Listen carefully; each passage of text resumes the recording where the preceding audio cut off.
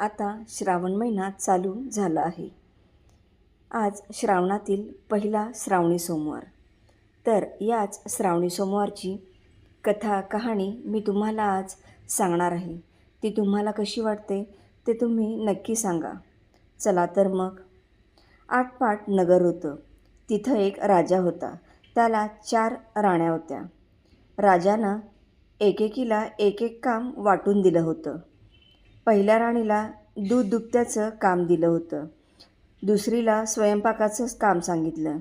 तिसरीला मुलं-बाळं सांभाळण्याचं काम सांगितलं आणि चौथीला आपली सेवा करावयास सांगितली. अशी कामं प्रत्येकीला वाटून दिली. असे बरेच दिवस चालत होतं. पुढं मात्र या बायकात भांडणं होऊ लागली. एक म्हणे, तूच का मुलाबाळांचं करावंस?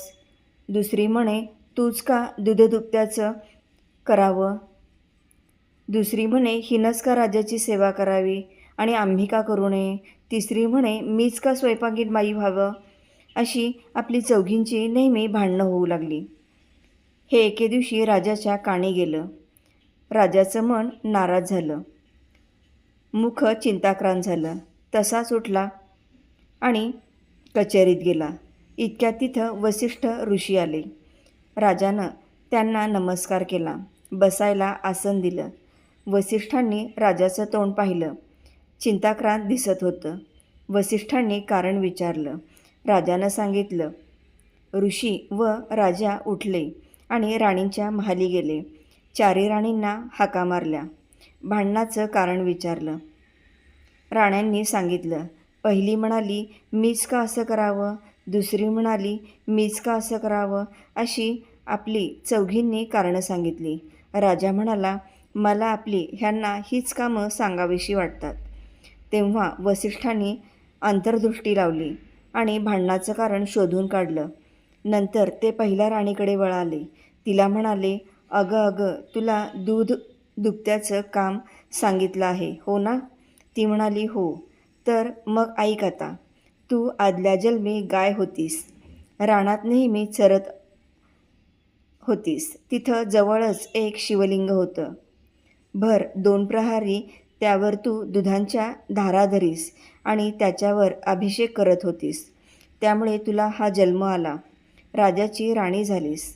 पण गेल्या जन्मीचं व्रत अपुरं राहिलं. ते पुरं व्हावं म्हणून शंकरानं ही आज्ञा राजाला केली. त्यांनी ती तुला सांगितली आणि त्यामुळंच तुला हे काम सांगितलं आहे. ते तू मान्य कर. नवराच म्हणी शंकर आहे असं धर. जसं तो सांगील तशी तू वाग. म्हणजे तुझं कल्याण होईल आणि शेवटी कैलासाला जाशील. असा ऋषींनी आशीर्वाद दिला. राणीनं त्यांना नमस्कार केला.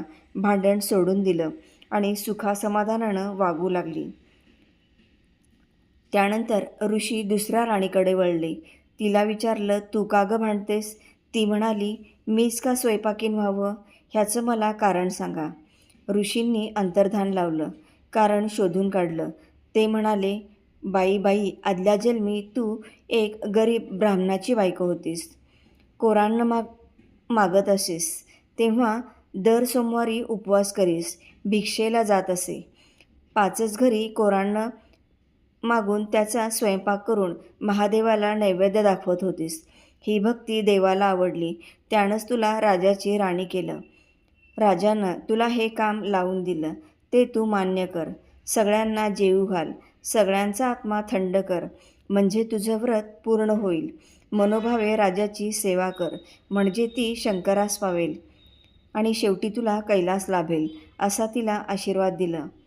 राणीनं ऐकलं व ती सुखासमाधानानं वागू लागली.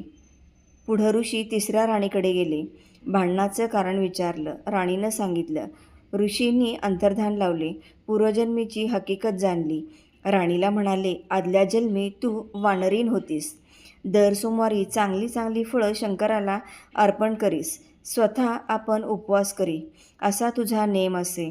म्हणून तुला देवानं राजाची राणी केली. तू दिलेल्या फळांची देवानं तुला मुलं दिली. राजानं ती तुला सांभाळायला लावली. ती तू आनंदाने सांभाळ. सुखानं वाग. ह्यातच तुझं कल्याण होईल. तुला शंकर प्रसन्न होईल. असा तिला आशीर्वाद दिला. राणीनं नमस्कार केला. पुढं काय झालं, ऋषी चौथ्या राणीकडे वळले. तिला भांडणाचं कारण विचारलं. तिनं सांगितलं. ऋषी म्हणाले, आदल्या जन्मी तू घार होतीस, आभाळात तू उडत होतीस. त्याच्याखाली एक शिवलिंग होतं. भर 2 प्रहरी तू त्याच्यावर छाया धरीस, म्हणून तुला शंकर प्रसन्न झाले. त्यानं राजाची राणी केली आणि छप्पर पलंगावर बसवली. असं त्यानं तुला सुख दिलं. तसं तू राजाला दे, म्हणजे तुझं कल्याण होईल, असा आशीर्वाद दिला. ऋषींनी 4 राण्यांचं समाधान केलं आणि भांडण मिटवलं. राजाला आनंदी केलं आणि आपण निघून गेले. पुढे सगळ्या राण्या आनंदानं वागू लागल्या. तशा तुम्ही आम्ही वागा. ही 60 उत्तरांची कहाणी 5 उत्तरी सुफळ संपूर्ण. काय मग कशी वाटली ही कहाणी? आजकाल ह्या कथा कहाण्या मागे पडल्या आहेत, त्यामुळेच मी तुम्हाला आज ही श्रावण सोमवारची कथा सांगितली. तुम्हाला कशी वाटली ती नक्की सांगा.